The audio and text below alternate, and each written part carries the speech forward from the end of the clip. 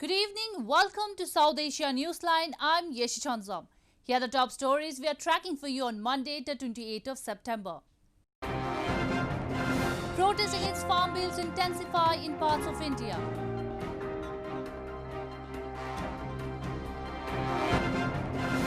Activist urges UN to protect religious minorities from persecution in Pakistan. And Taliban says intra-Afghan negotiations should be based on agreement with US.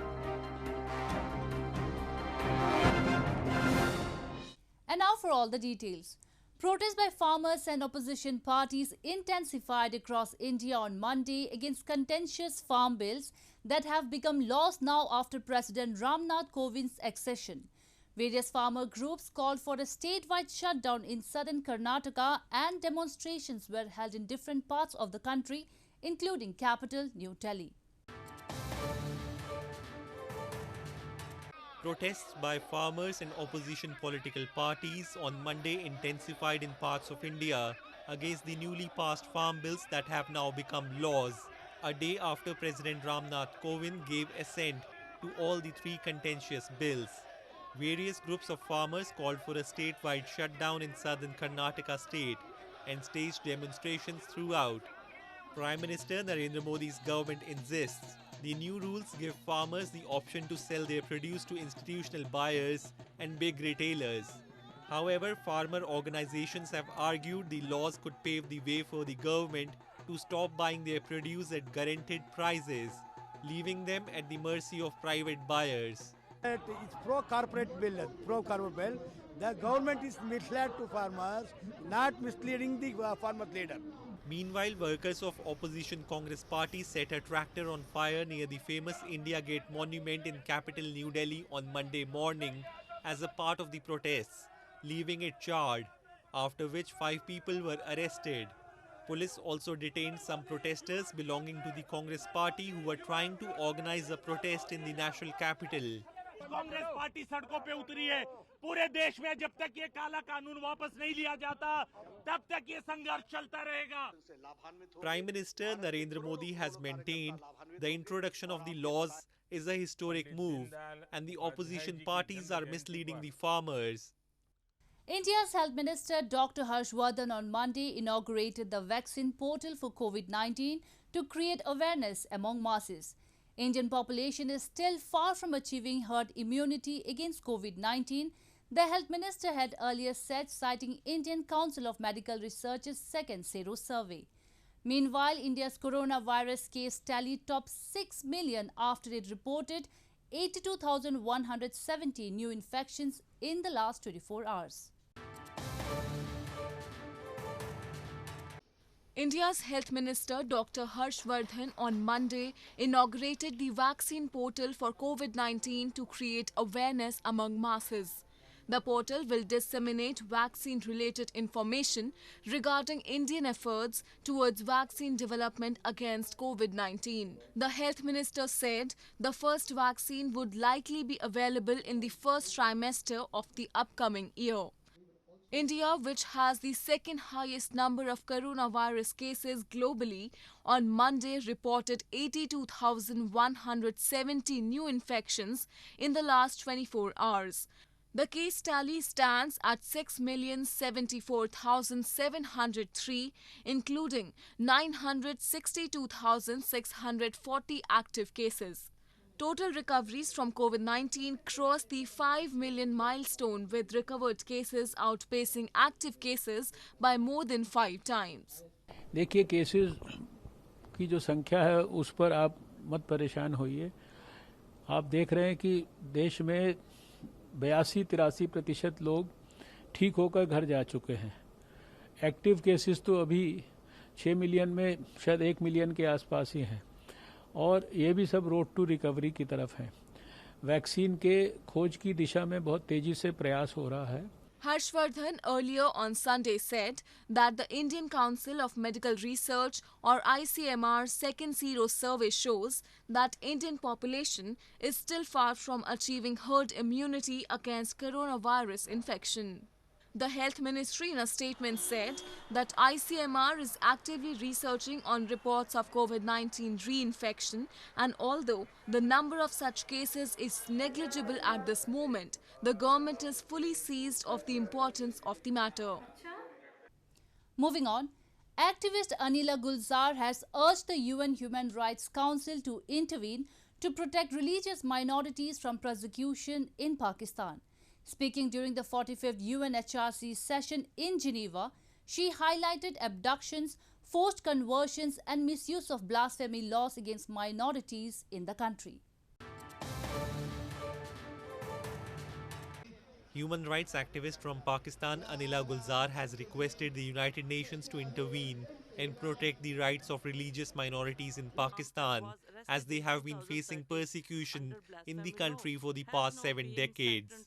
While speaking during the 45th UNHRC session in Geneva, Anila Gulzar highlighted cases of abductions and forceful conversion of girls from minority Hindu, Sikh and Christian communities in Pakistan, and also the misuse of blasphemy laws against them in the country. A lot of Christians have left Pakistan due to fear being prosecuted by blasphemy law.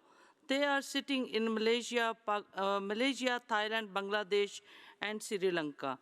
Every year, Christian, Hindu and Sikh girls are kidnapped and forced to accept Islam and marry Muslims who have kidnapped them. The activist also raised the recent case of a 37-year-old Christian man named Asif Parvez, who was sentenced to death after being falsely implicated in a blasphemy case, as he refused to convert to Islam. Human rights defenders say blasphemy laws are often misused to persecute minorities to settle personal rivalries. Islamist extremism has been on the rise in Pakistan, and such accusations can end up in lynchings or street vigilantism. Human rights activists for years have shown concern over the growing state-run violations of human rights in Sindh and Balochistan. The Baloch Human Rights Council and the World Sindhi Congress recently held a joint protest outside the UN building in Geneva against the institutionalized state violence of the Baloch and Sindhi people by the Pakistan military. The Baloch Human Rights Council and the World Sindhi Congress held a joint protest outside the UN building at the Broken Chair in Geneva during the 45th session of the United Nations Human Rights Council against the institutionalized state violence and other forms of social, economic and political suppression of the Baloch and Sindhi people by the Pakistan military. The protesters called the United Nations and the international community to live up to their mandate and commitments without any hindrance and political pressures, and make Pakistan, which is a signatory to various human rights instruments, to end its genocidal policies in Balochistan and Sindh. They abducted Saran Choyo, who was having camps for the release of missing persons. Now they have abducted Moab Azad, Secretary General of Sindh Sujagi Forum, because he was raising the voice. So not only though they are abducting those who are raising the voice against the injustice, against the atrocities, but they are abducting those who are raising the voice for it. Baloch and Sindhi pro-freedom organizations recently announced their union under one umbrella to fund the bilateral China-Pakistan Economic Corridor or CPEC project. According to them, Sindh and Balochistan are equally affected by the expansionist and oppressive resolves of China. Through CPEC, China aims to subjugate Sindh and Balochistan and occupy the coast and resources from Badin to Gwadar. In news from Afghanistan, the Taliban has insisted that recognition of Doha Agreement signed with the United States in February is the key to move forward in the current intra-Afghan talks in Doha. Negotiators have been holding talks to reach an agreement about the procedural rules for formal talks. However, no consensus has been reached so far. The Taliban has insisted that without recognizing the deal with the US as a main foundation of the peace process in Afghanistan, the continuation of current intra-Afghan talks will have no meaning, Afghan media reports said. The intra-Afghan negotiations should be based on the Doha Agreement or part of the agreement which was signed between Taliban and the US in February. Abdul Salam Hanafi, a member of the Taliban negotiating team, was quoted as saying by local media reports. Taliban spokesperson Dr. Mohammad Naeem on Twitter said the contact groups of both Taliban and the Afghan government had a meeting on Sunday evening to discuss working principles or practices before setting an agenda for negotiations. Almost 2 weeks have passed since negotiators began attempts to reach an agreement about the procedural rules intended to guide the formal talks. However, no consensus has been reached so far. In the latest, Dr. Abdullah, chairman of Afghanistan's High Council for National Reconciliation, on Monday reached Pakistan for a 3-day official visit, with Afghan peace process being the top agenda, as the neighboring countries seek to iron out bilateral issues, while Afghanistan is chasing a peace deal that may end 4 decades of civil war. India has announced a grant assistance of $15 million for the promotion of Buddhist ties with Buddhist majority Sri Lanka. Indian Prime Minister Narendra Modi made the announcement during a virtual bilateral summit with his Lankan counterpart Mahinda Rajapaksa this past weekend.